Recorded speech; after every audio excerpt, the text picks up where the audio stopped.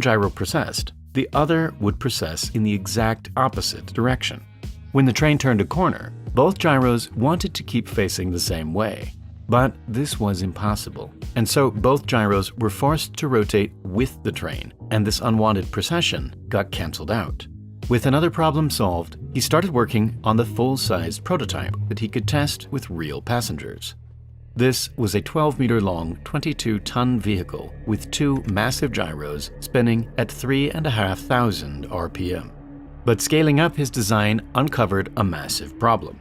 Now that some serious weight was involved, the gyros weren't only fighting against their own rotation, but also the force of gravity trying to pull down the train.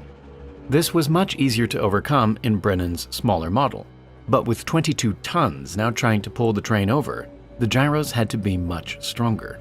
In order for Brennan's monorail to keep itself perfectly balanced, it needed to overcome its own weight, which was constantly trying to pull the vehicle over.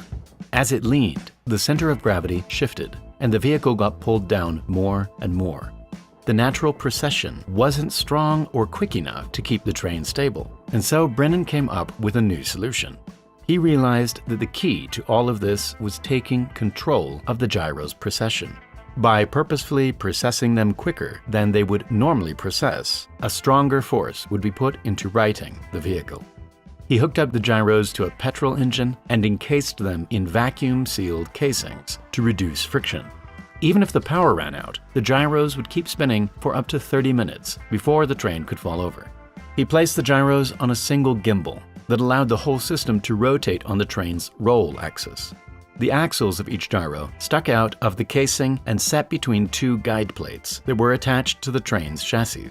As the train tipped over, the axles would make contact with one of the plates, and friction would cause them to roll over like a wheel on the ground. This would cause the gyros to precess much quicker than the previous design, pushing the entire train back to equilibrium. The problem was, vibrations would cause the gyros to bounce on the